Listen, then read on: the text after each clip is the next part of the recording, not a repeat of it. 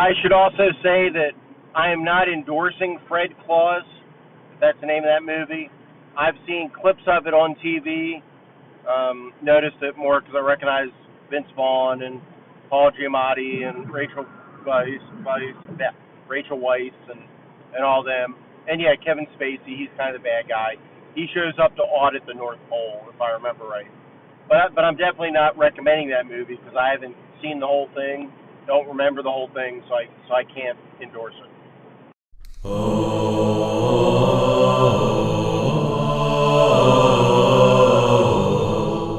Carl Rodriguez is the GMologist, GM extraordinaire, the GMologist.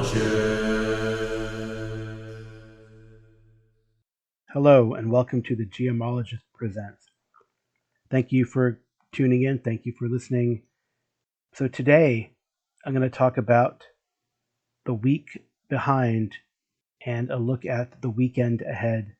So as of the recording of this podcast, this weekend, I am participating in a Weekend with Good Friends, which is a online convention run by good friends of Jackson Elias, Scott Dorwood, and others who run a podcast and then have a community, mainly on the Discord. And they have, I guess it's a quarterly, maybe it's biannually kind of get together where people run games online.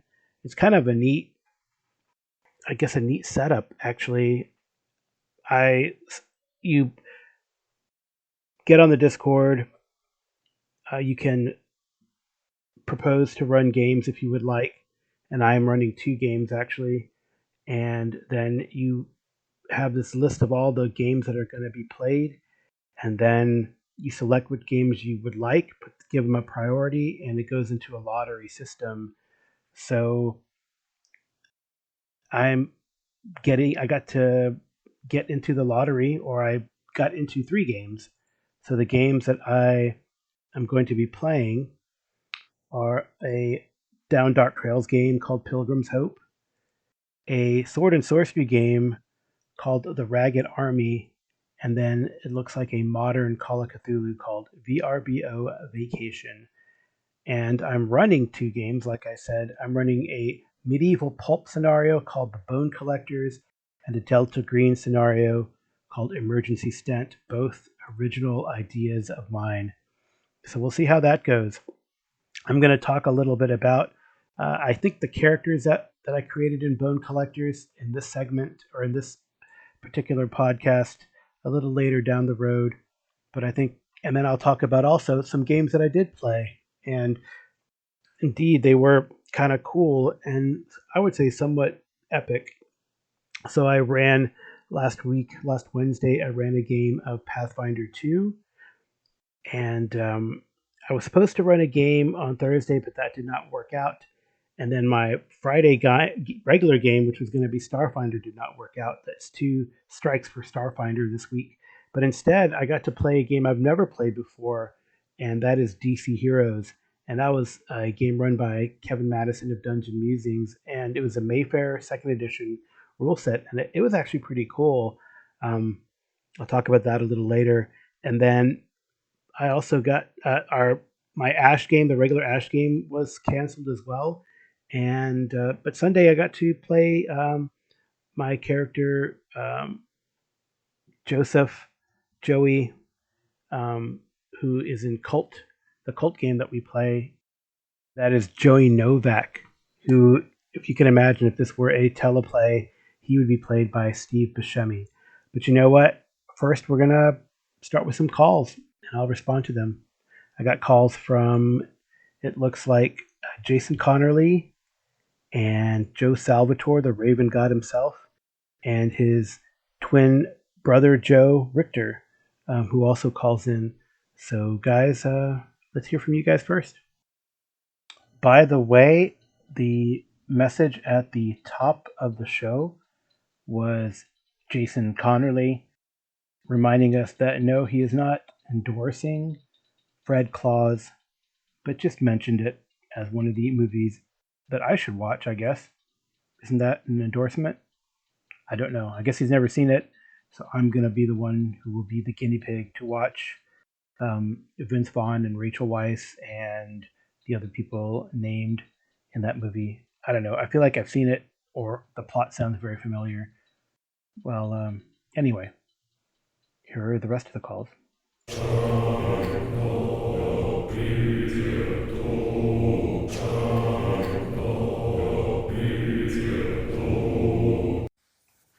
Hey, Carl, happy 100th episode. Good job. Looking forward to many more. But I was kind of sad to hear you continuing this myth about, well, it may not be a myth, but the tale of halflings being cannibals in Dark Sun. So, do halflings in Dark Sun eat each other? Do they eat other halflings? Because I thought, and you as a scientist can explain this, I thought that a cannibal was one that ate their own species, specifically. Because we're not cannibals if we eat bear meat, right? Because bears are a different species. Just asking. And we know by strict D&D definitions, you have humans, non-humans, and semi-humans. The semi-humans being half elves and half orcs. So all the others are non-humans. So it's not cannibalism if you eat a non-human or a non-human eats you. Well, Jason, thank you for the congratulations on 100. Thank you for listening, and honestly for always calling in. And about cannibalism, maybe it's semantics, I don't know. Or maybe since like humans and orcs and elves can interbreed and create a half, those are all subspecies of one another, so that would be sub-cannibalism. And maybe you're correct that since we cannot crossbreed with halflings to produce I don't know. Well, I guess in Dark Sun, right, there were moles, so those were like half dwarves, but then they were sterile, or they're sterile human halfling hybrids. I'm not sure. Would a horse eat a mule, or vice versa? I don't know either. I do know, curiously, I have this. So I get this. I subscribe to this like set of emails that always sends me excerpt from books and then tries to get you to buy the book. And there was an excerpt from this book called Sawbones, and they're talking about cannibalism, ironically. And we kind of dismiss it and say, "Oh, that's just weird tribes in the Amazonian jungle or in the South Pacific." But really, there was a practice of eating gladiator livers or drinking the blood of gladiators in ancient Rome. Well, yeah, I guess classic Rome. And then there was this idea that eating people would help you even up to the 16th century. So, and oddly, there was a trade, before mummies got put on display and were able to be, examined. Apparently, there was a mumia trade where you could grind up pieces of the mummy or find out the dust in those canopic jars. You could essentially make like medicinal remedies from that, and people would consume it as well. So, wow, cannibalism is more pervasive than one would think. I've never eaten part of a mummy before. I hope. Well, I do not judge. If any of you listeners have, it'd be interesting to know if you had, but I wouldn't. I don't know. It's kind of a weird thing about humanity that maybe cannibalism isn't as foreign or back in ancient times type of thing. That is to say, it is not just something that primitive societies do or societies we see in a sword and sorcery pulp. That Western society and Western medicine did that for quite a while. Hey, Carl, it's Joe. Hey, man, another great recap of our Reaver session. Big thanks to you for that, man. I think the rules are finally coming together, particularly with the combat system, changing from the D20. Well, like you discussed, the D20 was easy and it was familiar, but maybe a little bit limiting and maybe a little bit, I don't know, cliche these days.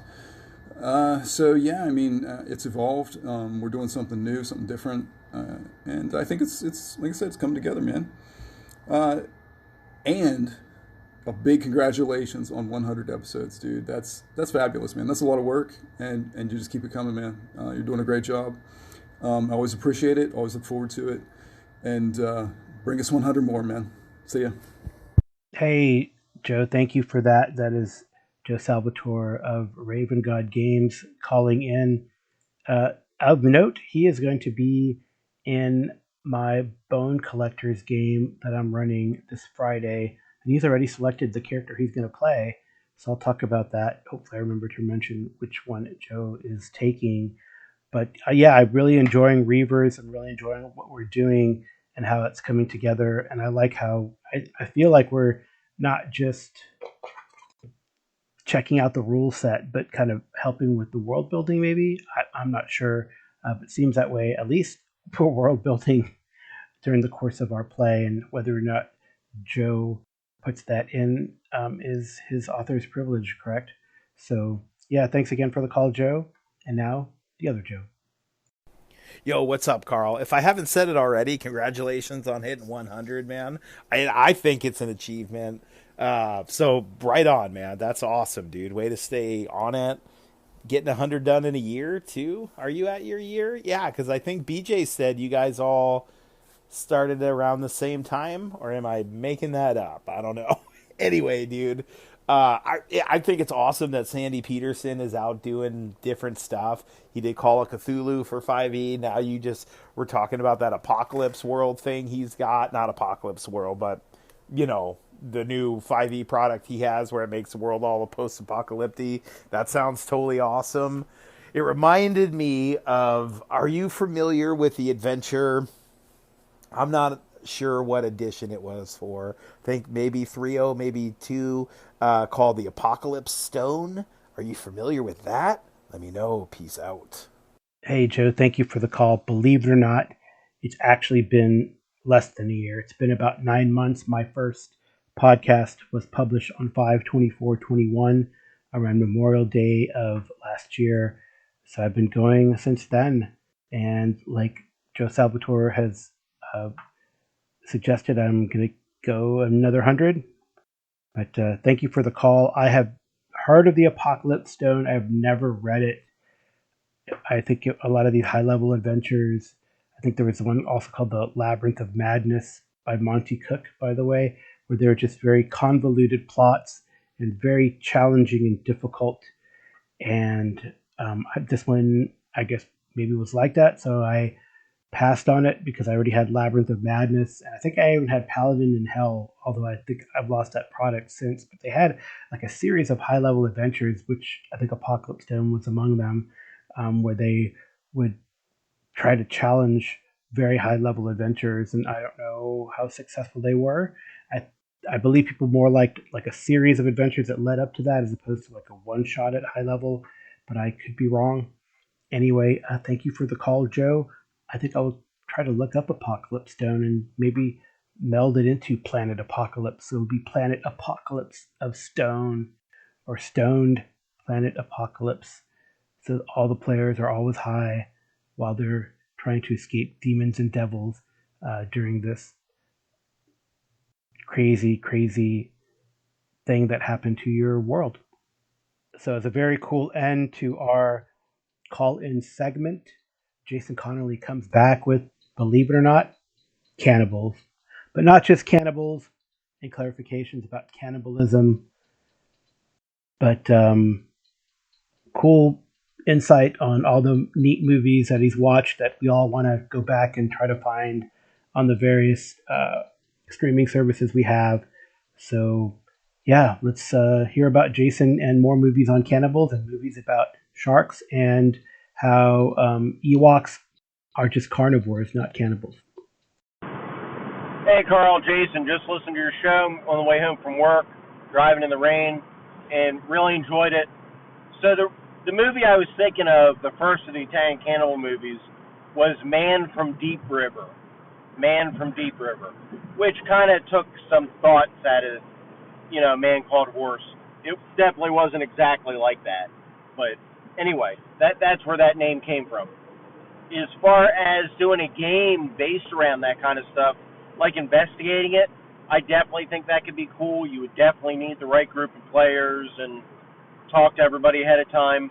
But you'd have to go into the jungle, man. You couldn't do that game and not have to go back to the source of the alleged crime, right? And of course, once you get into the jungle, would it really surprise anybody if there are real cannibals there? Come on. Kind of like the Ewoks in Return of the Jedi. The Ewoks aren't cannibals because they eat the stormtroopers and they're going to eat humans. That just makes them carnivores. Hey, Carl, if you want to watch an Italian movie that doesn't have violence against animals, you could watch The Last Shark or Great White. While there is some, stock footage of sharks in that movie, the fake shark is very fake. It makes Bruce the Shark from Jaws look pretty darn realistic. So the Last Shark is an Italian ripoff of Jaws that did quite well over here in the States until there was a lawsuit that it was a ripoff, that it was plagiarizing Jaws, and they weren't allowed to show it anymore. And spoiler warning, it does plagiarize Jaws. Although, to be fair, in The Last Shark, the authorities do take the threat of the shark more seriously. But the shark is super smart in that movie, and it does some cool things. You see people bitten in half. You see the shark take out a helicopter. Italian cinema at its best. So check it out.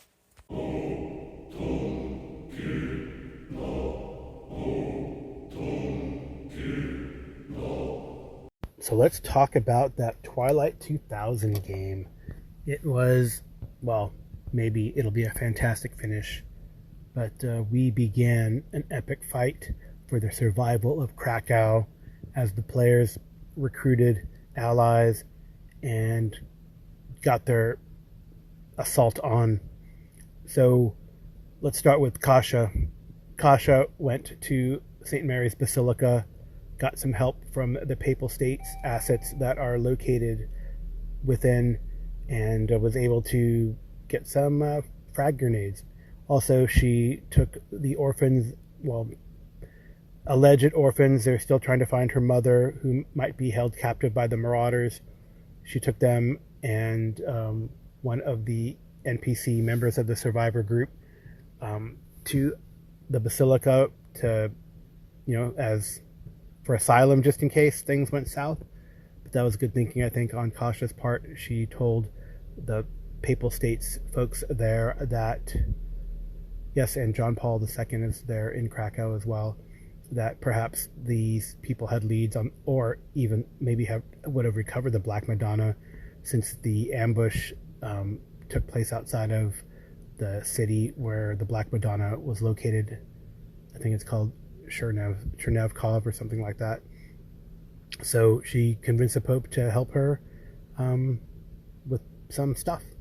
So she was able to do that. Then she went back to the compound, drove with, I think, Hicks to the castle to remind the Wozniak brothers of their obligations and that they owed her. So she was able to get with the Wozniak brothers, probably with some push and influence by Marion, who is the mistress of the Yosef, the leader of Krakow, and they promised that they would send a platoon of Warda to aid in the endeavor, which is huge. And on the way back, they saw someone spying on them, so they saw him, chased him down, were able to capture him. Well, it was like Hicks was able to drive up, Amy opened the truck door and smacked him. The guy didn't go down. Hicks cut him off. The guy pulled out a pistol and shot at Amy's character, shot through the door, injured her a bit, and then she, kind of took him down with the shotgun. So he was messed up, got shot bad up in the leg. They tossed him in the back of the truck and stabilized him back at the compound. Another prisoner, probably a marauder, but maybe a KGB mole. Meanwhile, Chernov and Tops go to talk to their allies who are associated with the U.S. DIA at the Nazarene, and they're able to tell them, yes, probably Operation Reset stuff is there. These guys are going to I think they first did a recon on their own, and they learned some very valuable intel. First, they learned that there was some group on the roof of this building. They were trying to blend in with the civilian refugees that had kind of accumulated around the rail station, probably there for food. There'll probably be, human shields. Undoubtedly, the Marauders would use them for that. So they spotted Tops and Chernoff combined, learned that, and spotted not only a sniper, but a mortar having been set up behind some detritus on the roof of the building, aimed, potentially covered up, but Tops got extremely well on his spot hidden, which is called recon in this game, roll, and saw that there was a mortar emplacement. So this was noted. They went back to the Nazarene, told them about Operation Reset, got some more allies, so maybe like two small squads, so about 10 folks. So it looks like they have a total of about 25 people to bolster their endeavor and their effort. We go back to the compound and share everything up. Oh, meanwhile, Chernov on a hunch and maybe a tip from the Nazarene, because they've heard that the KGB, a hornet's nest has been stirred up. The KGB is not one to sit idly by. So Chernov on a hunch decided to do another recon of the area around. So he sent Wilkins, one of the NPCs, Ranger, and Wilkins rolled really well on his recon too. They were rolling really well on things. And so, I just, not necessarily an opposed roll when I do this. It's just if they, number of successes gives them, bonus. And if they get more than one success, then, a success gives them a success. But if they get more than one success, then it's a bonus. So if there's like a hard target to spot, and I think Wilkins got like 3 successes on his roll, just as, Tops got 3 when they were doing the initial recon at the compound.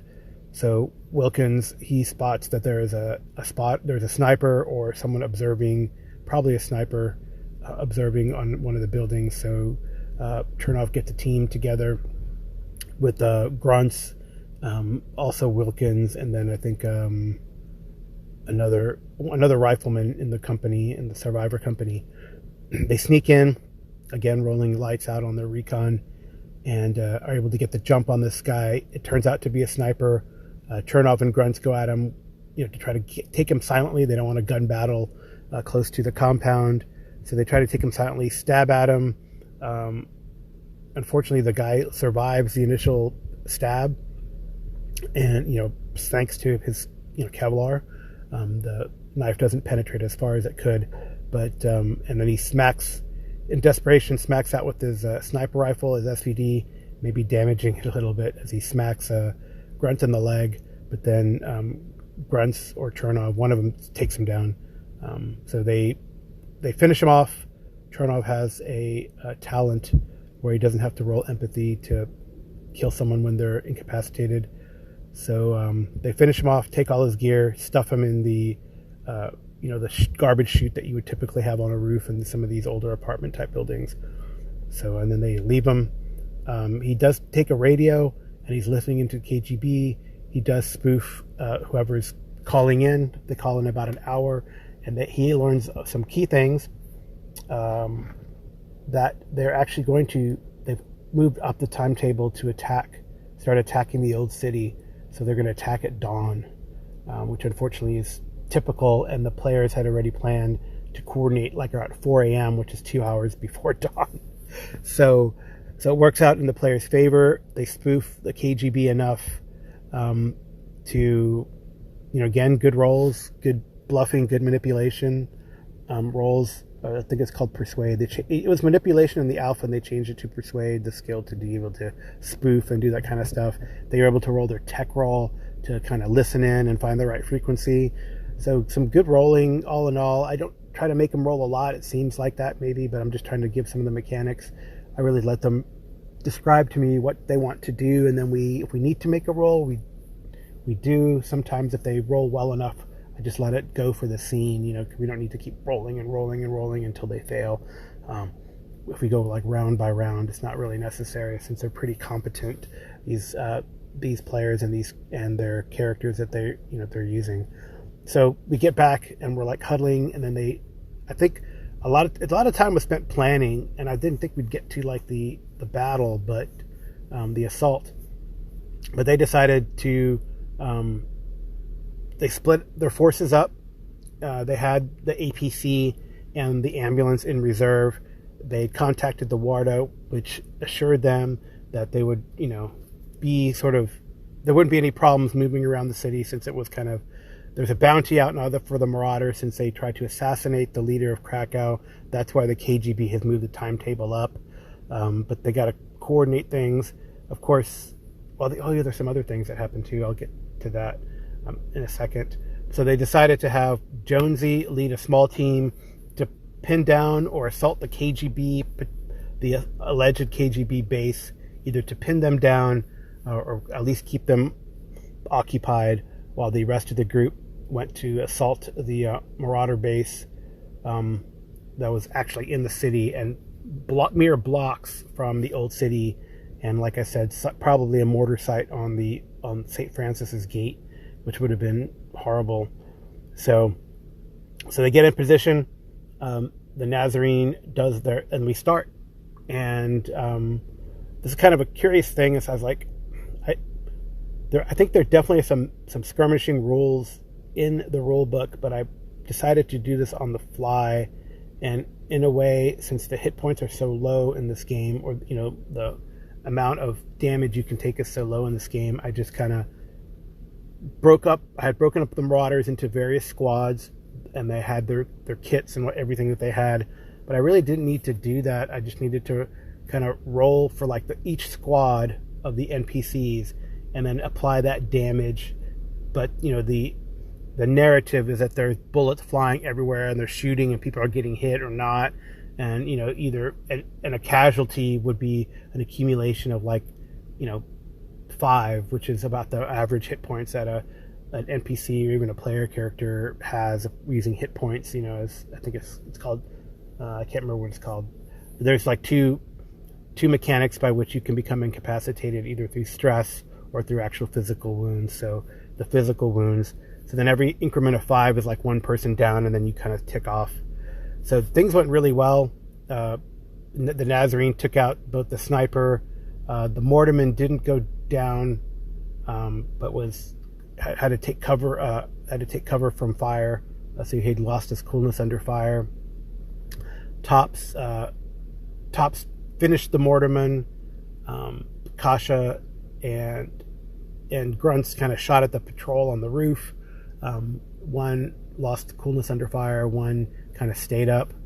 And then Chernov had snuck separately into the compound among the refugees and was able to spot and locate like a machine gun nest, an RPK nest, and just tossed a grenade into that, took those guys out, and the battle was on. Bullets are flying. The Nazarene, both the north and south parts of the assault, kind of got held up. But people on both sides are dying, but it looks like in the north part, the Nazarene is taking the worst of it. So I think Chernov and Kasha were kind of sneaking in, moving up through cover in the refugee camp as people are huddling and screaming and not wanting to get shot. Fortunately, like the Warda, when they assault, are shooting up at Marauders. They take out Marauders who are milling around in the refugee camp. It's kind of those guys are taken by surprise, and the Warda with their platoon of 15 or so kind of moves up, and it was pretty cool. It's pretty neat the way that's happening. We stopped there because it just took a while for me, I think, to figure out how to adjudicate this kind of big battle. But as it stands, the Warda have pushed into the refugee camp that is sort of been formed outside this rail station building, this large, long set of rail station buildings. Marauders are pouring out of this place. Their allies are attacking north and south, but are being kind of held up, while they're effectively, the Marauders are being flanked from the west, the left side of there, if you can imagine the building going north and south, right? So, another cool thing that happened is they were able to spot like a leader amongst the Marauders trying to set up at the building of the rail station and reinforce their position, and a combination of Grunts and then Tops shooting at him took him out. So Tops is like acting as Overwatch, and looking for potential targets that could harm his allies, as they're moving through. Grunts is also moving with kind of coming in the wave that is the Warda as they're pushing through the refugee camp, and Turnoff and Kasha have like a more forward position, heading to reinforce or aid, maybe outflank the group of marauders that are holding off the Nazarene on the north side of the building. So we'll see how it goes. I think it's pretty exciting. Another thing that did happen is that the last time a group went out and did a recon on one of the caches that this marauder band has, and they found like a fuel depot plus a BMP, and a BMP is like a Soviet infantry fighting vehicle that has about a 70 millimeter gun or greater, depending on which BMP version it is. So the players when they came back, they actually ran into one of their old friends, Sergeant Dublinsky. It happened to be the same time. It doesn't seem logical that they would rotate out. They've only been in Krakow for about a week. It doesn't seem logical to me that they'd rotate out, the schedule. And they'd met this Dublinsky guy around that time before, so they talked to him, and they were pretty open with him about what's going on. They had gotten notifications from the castle that marauders were on a bounty. They're having a bounty for marauders because of their attempted assassination on the leader of Krakow. So they said, look, we have this anti-tank gun. So if you guys are being chased by the BMP, we can help you out. If you wanted to leave and then come back, that's cool. That's cool too. So I think they've done some really good things in making alliances with both the police, the Warda in Krakow, and the Ormo, which is the Polish army, against the marauders and the KGB. So we'll see how that plays out. They will probably, I don't know if they're going to hit the rail station, see how that goes, and then push north, maybe with some army, because I'm sure the Polish army is going to want to now get involved if the Warda, who might be sort of rivals, professional rivals, are getting some glory by taking out this marauder encampment that has infiltrated into the city. And you might think, well, that doesn't make sense, but the players have learned through their characters that there's a lot of KGB influencers, moles within the castle.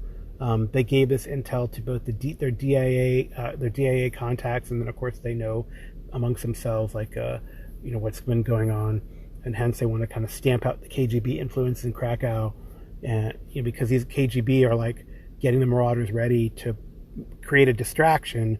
Probably not, they won't be able to push into the castle, but they can cause enough damage to create a distraction, and then they're going to do something.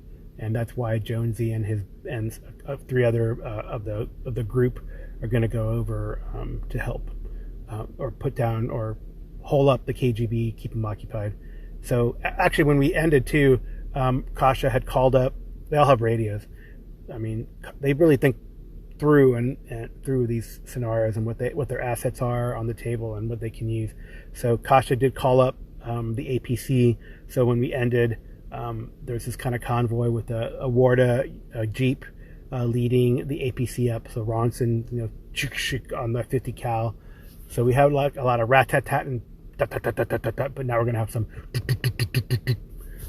when the 50 cal gets up into the fray. I think it's going to be a short end for the Marauders. But I think they did a really great job of planning. They were rolling well.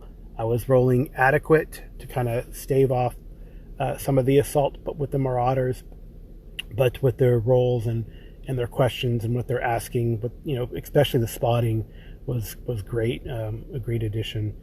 So that's a very long summary and recap of our latest T2K session, which I guess we're calling From Krakow with Love. Those Marauders are getting a hell of a lot of love in the form of lead, for sure.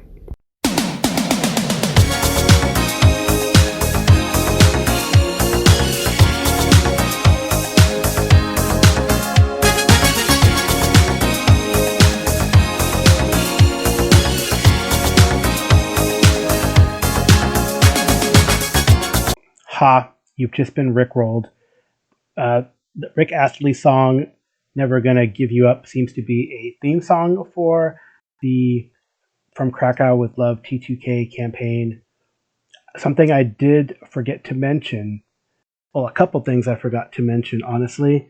Some cool things that did happen in the game when Kasha was talking to the Pope. The Pope did ask her, "Are you lying to me?" Did Kasha lie to the Pope when she exaggerated maybe the presence of the Black Madonna being at the Marauder compound? The other interesting thing was that when Kasha was talking to the guards, the Wozniak brothers, Dmitri and his brother, who I don't remember his name, they kind of, she asked about the helicopter. They'd seen a helicopter in the castle, and the Wozniak brothers let out that, well, the Warda, part of their rotation is to guard the helicopter. So now she knows that some people, some of her allies, people who might owe her something, their life, guard the precious helicopter that they've never seen fly over Krakow. Maybe it doesn't even work, but it definitely is super hella guarded. So some cool things about that game that, well, came up. And now I'll talk about a couple games that I played this weekend. Like I mentioned earlier, the Starfinder games I was planning to play didn't happen. And the GM for one of those Starfinder games decided to do a one shot. And he did kind of something cool. He used the DC Comics Mayfair games rule set, and we ran a session of DC Comics Presents. So if you're familiar with the comics, you know that like this was usually a team up between Superman and another hero, and that's what he did. So whereas Brave and the Bold was Batman and another hero. So here we did Superman, and I got to play Superman, the Man of Steel, and the other player who played Doctor Fate, and we had a really good time. I enjoyed playing Superman.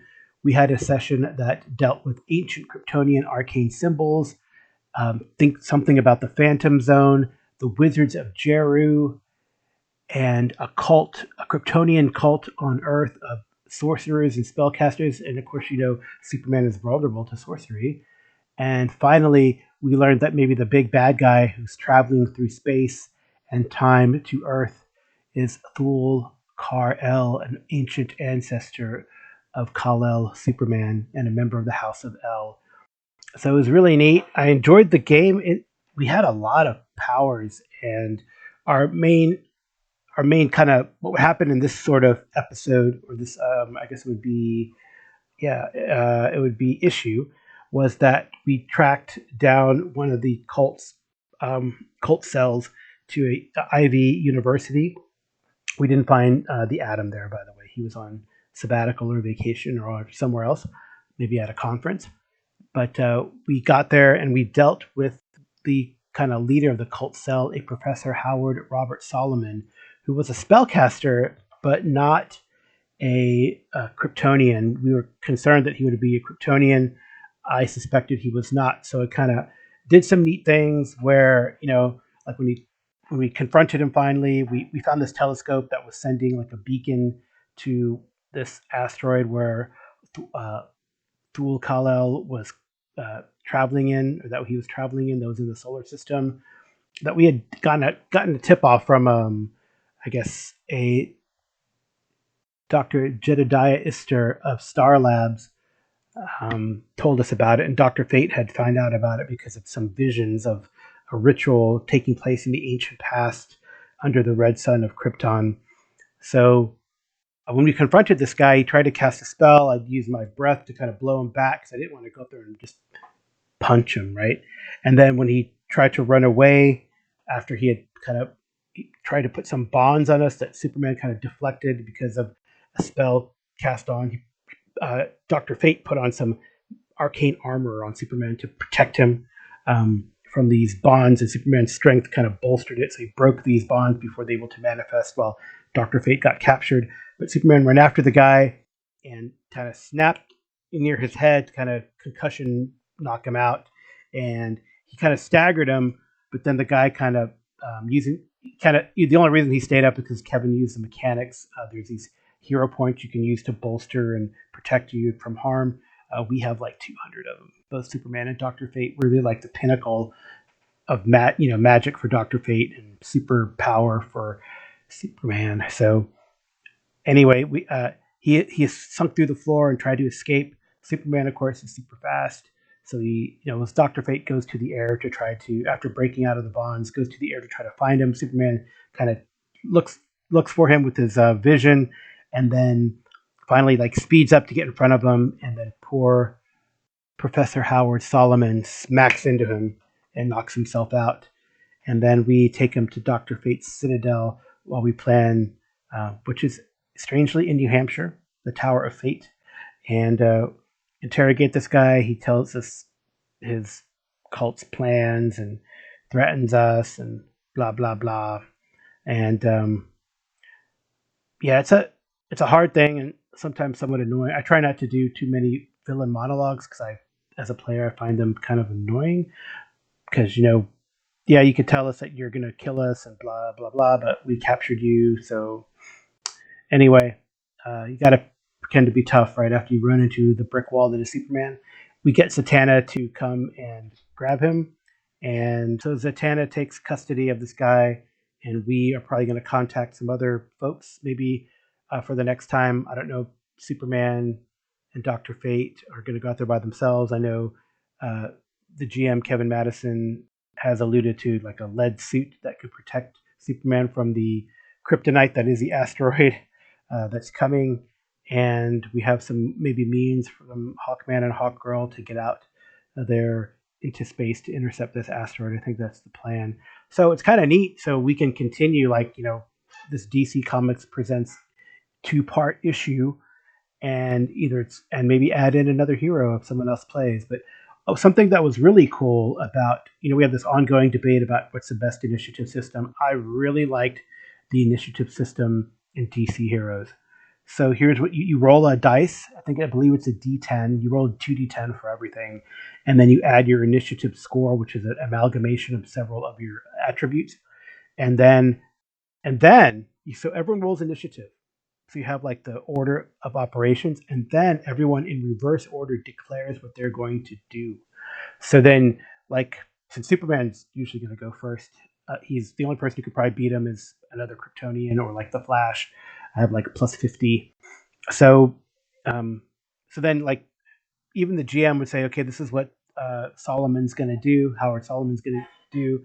And then Dr. Fate would say, well, this is what Dr. Fate's going to do. And then I would say, well, this is what I want to do. So then we kind of know what they're going to do and can counter it because we declare our actions after we roll initiative in reverse initiative order. And I thought that was kind of neat. I felt the system I don't quite understand the system. There's this kind of action table that has this a chart, and your target number is 11 and you can shift back and forth. I don't understand quite the shifts yet.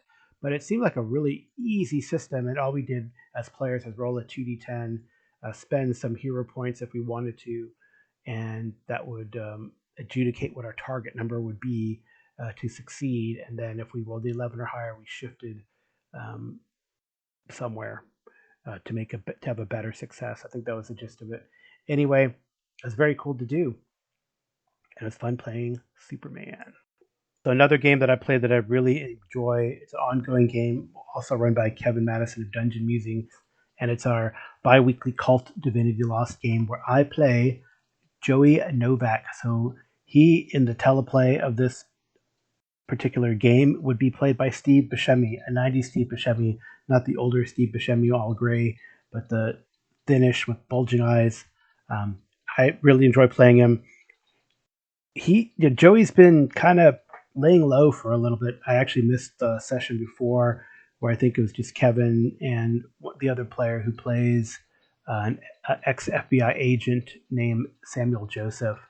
And from the last thing that Joey remembers is Madame Yoveski, her arm contorted and then broke in a weird way, and that there was this Greek man talking, and Mr. Pearl had fled already, being chased by something, not bees. But he was screaming, and that Joey Novak just lost it and took off. So he kind of ended up just running until he passed out. He ended up in his Aunt Maria. We had not met her, but she is the strongest Bond in this game. She is his aunt, his parents having passed away, and he's kind of there to recoup, get his senses back. He's able to recover the unhingedness that he had and talk to Maria about what happened. And he did learn a little bit about their connection to the old country and how his people know things, the old country and folks that know things about the powers. So he finally goes to.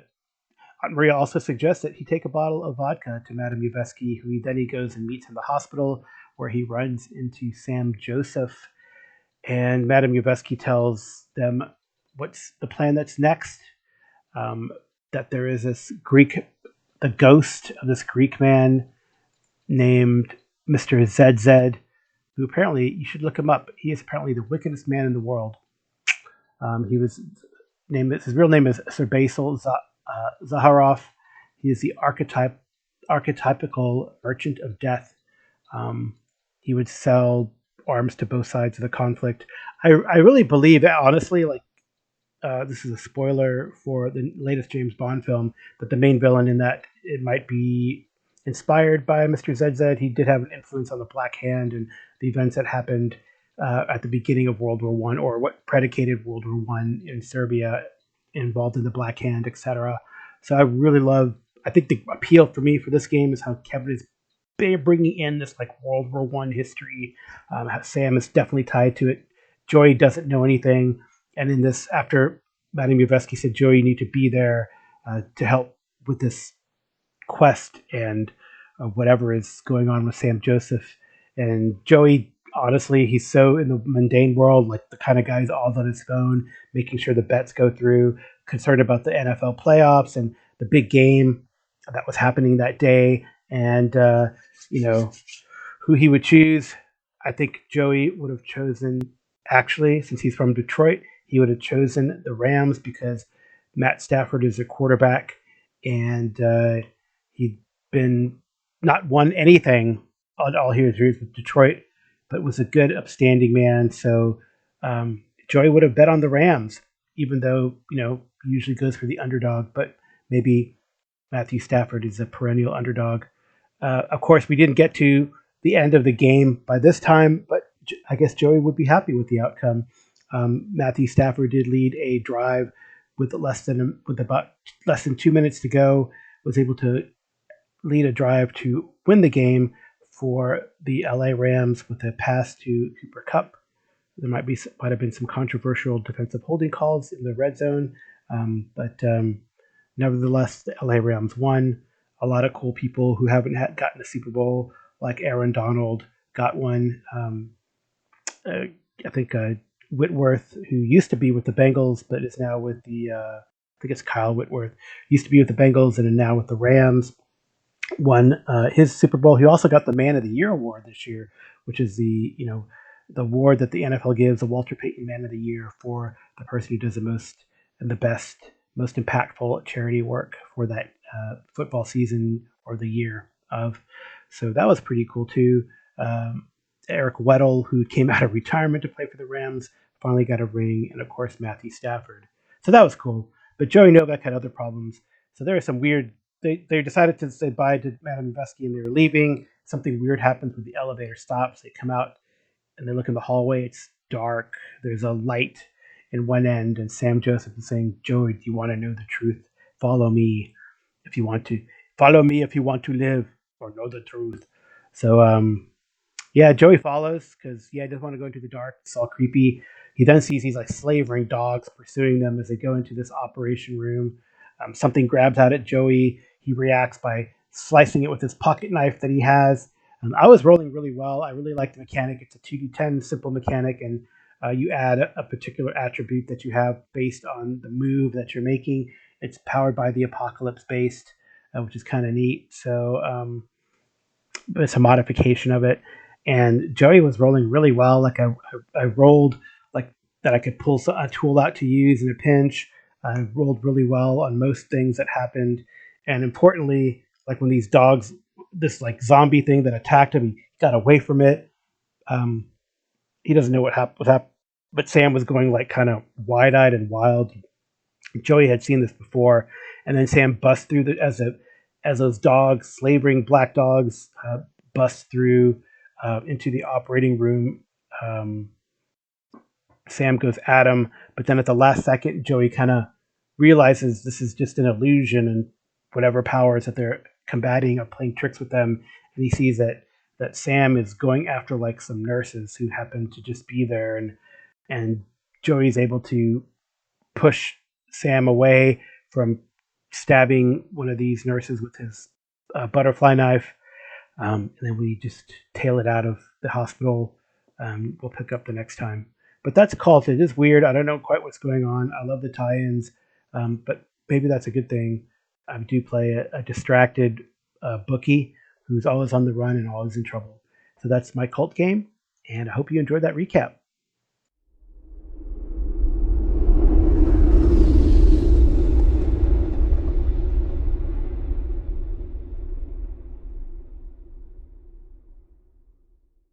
All right, so the last thing I'm going to talk about is a bit on the game I'm going to run, or one of the games I'm going to run at this weekend, a weekend with friends, run by the Friends of Jackson Elias podcast folks.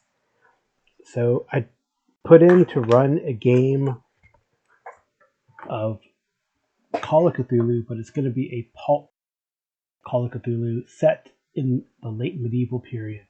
So here's what I proposed for the game. Medieval Pulp Cthulhu. Will PCs from opposite sides join together to face horrors worse than the battle they just fought? Set in the aftermath of the Battle of Towton, something wrong is happening in the woods.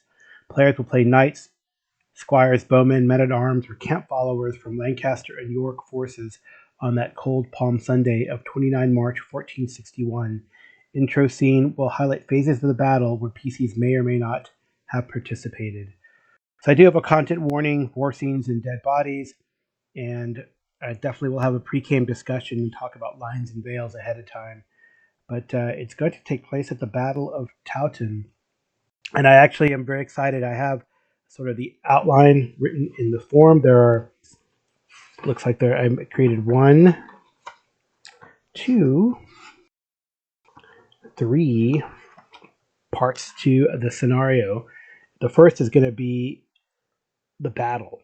And what I wanted to do is I have a set of battle procedures where a character will roll a martial skill or other appropriate skill, and then they can accumulate or lose luck and be injured throughout the process. You cannot use luck for these rolls, and that reminds me, I definitely need a handout for luck spends in Pulp Cthulhu. So, for example, I actually wrote this so I could remind myself.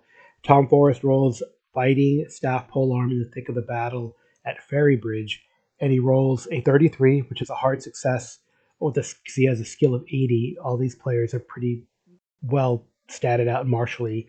He takes 2 damage, because I would roll, if you get a hard success, you take 1d4 damage and get 1d4 plus 2 luck, but gains 5 luck.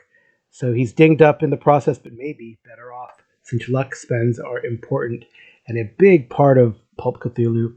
So I have the Ferrybridge, the archery duel, the melee at Towton. There are specific things that might happen, and this is kind of inspired in a way by the Pendragon rule set, where you would have like this things that happen during the battle, but I've used kind of this as an ebb and flow of luck and maybe a little bit of damage here and there.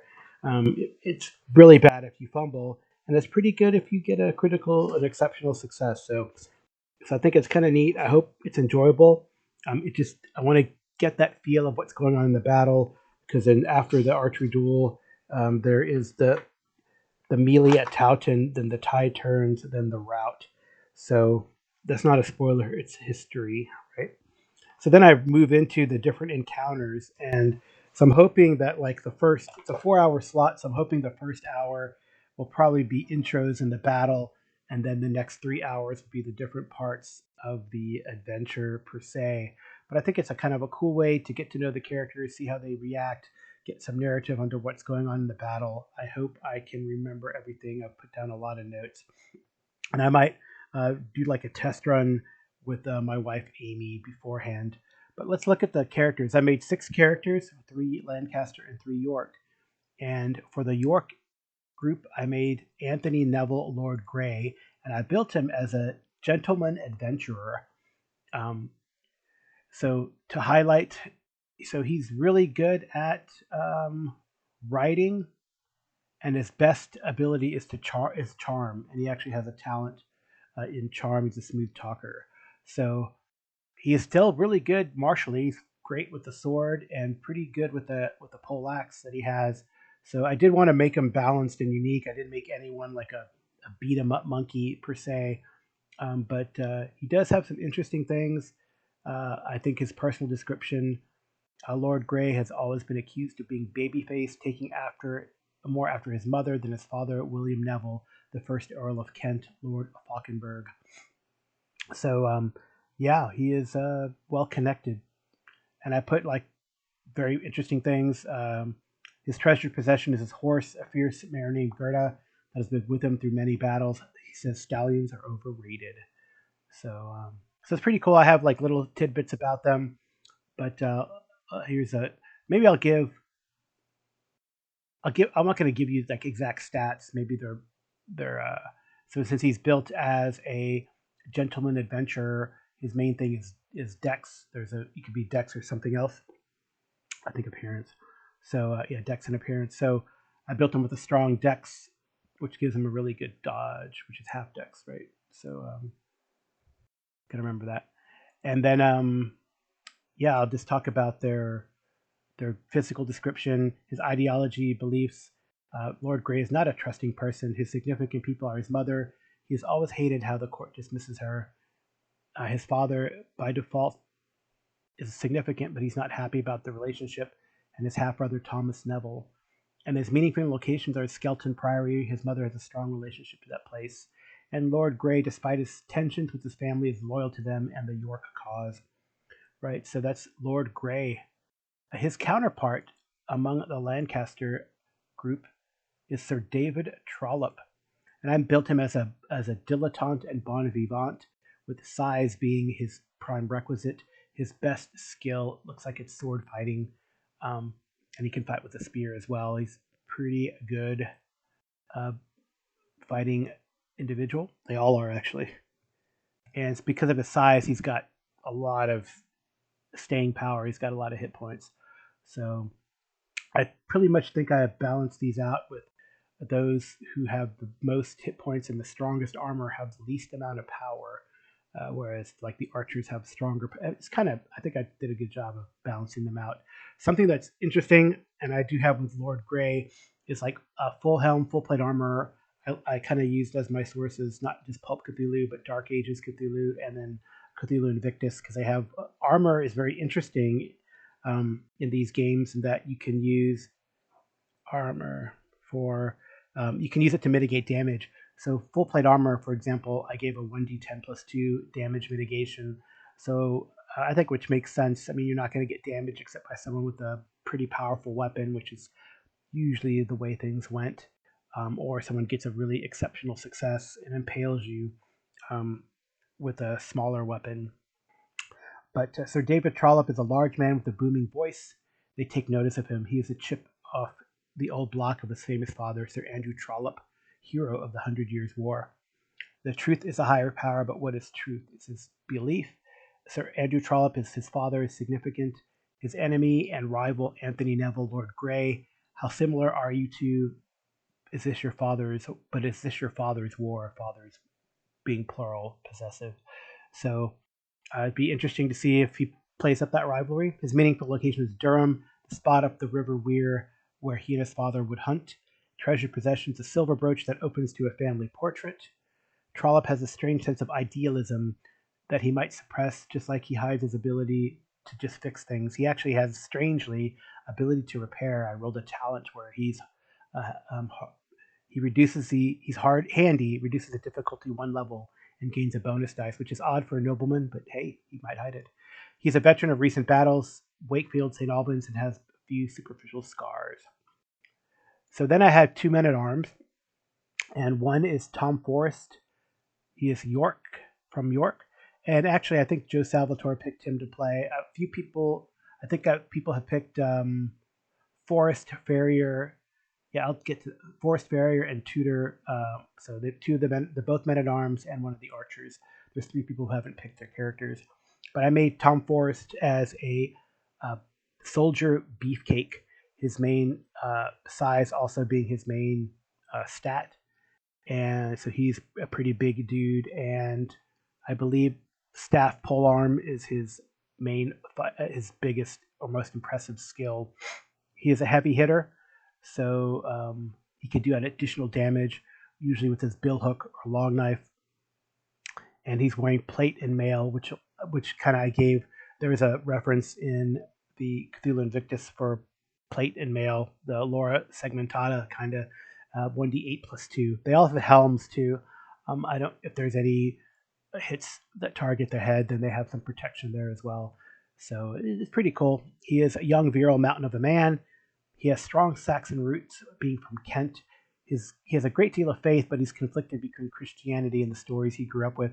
He was raised by his grandparents who told him stories of the old days, like before Hastings, and his meaningful locations are Canterbury and the forest near Ashford for both his Christian and maybe pagan influence.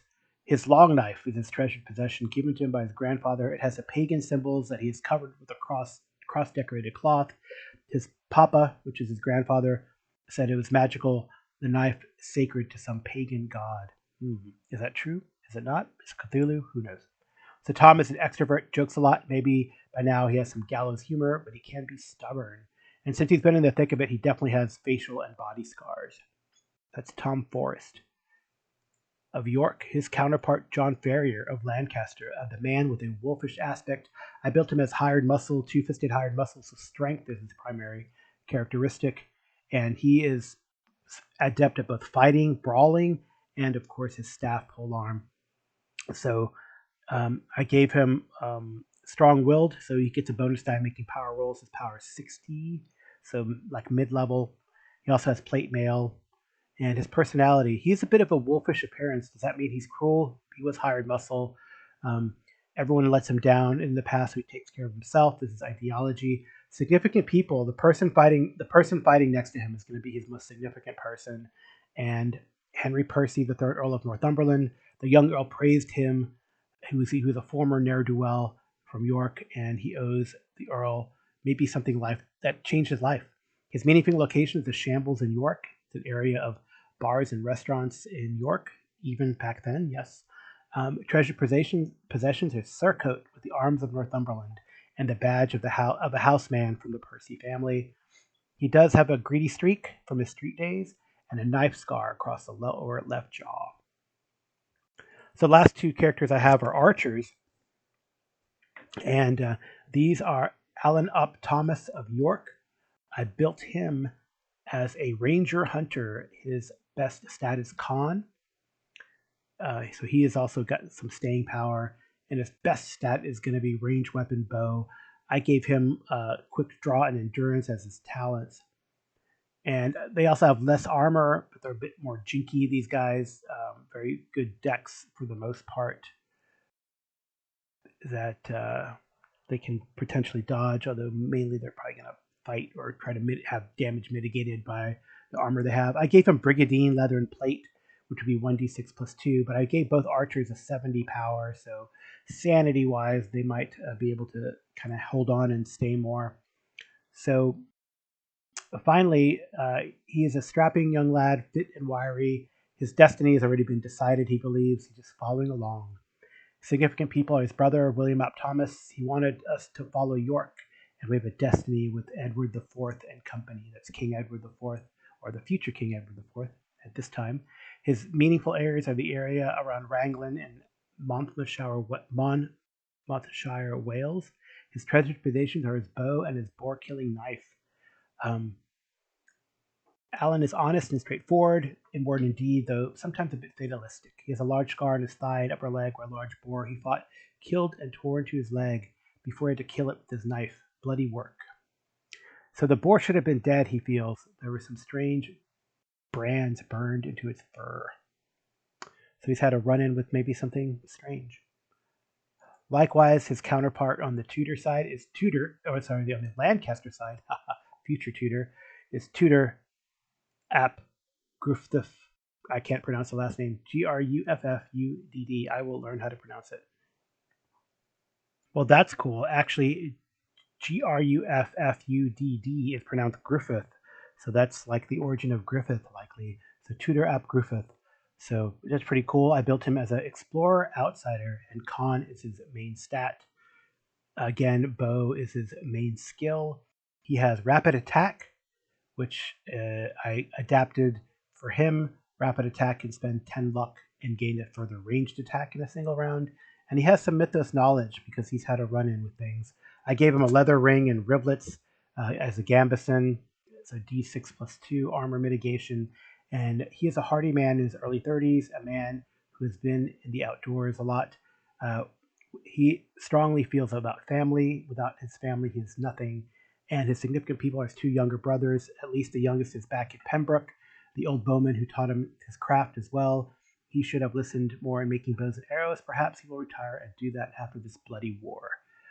He has a meaningful location as a sacred hidden grove in southern Wales overlooking the river, but hidden from view. And his treasured possessions are a lichen-covered rock from that sacred grove. He doesn't know what it is, but Tudor feels it protected him from those things in the woods, those trees that moved. So through his family obligations, he has come to fight for Lancaster, but he is very much a loner, though very cautious by nature. On his back, he has scars that look like puckered burns. Tudor will not speak of this.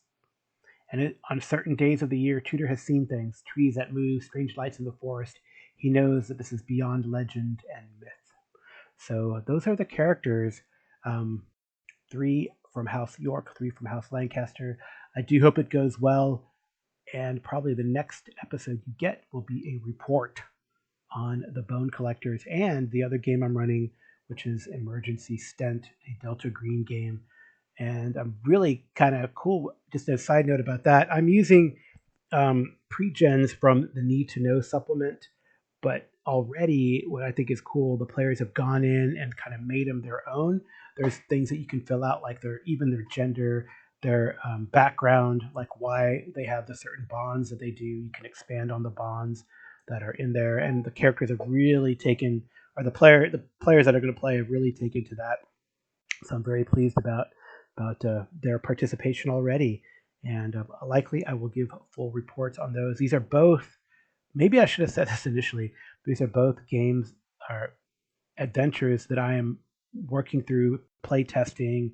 I don't know if they'll ever see fruition as a published product, but hey, I might have some of you friends come and help me out with these, and definitely want to play these and run these again. I'm taking notes throughout and trying to figure out how to put these together in a cool way. So thank you for listening. That's the Heroes of the Bone Collectors. And well, thank you for the call-ins, Jason, Joe, and Joe. Thank you, TJ Drennan, for the intro and outro music. And thank you, Amy, for the cover art for the Geomologist Presents.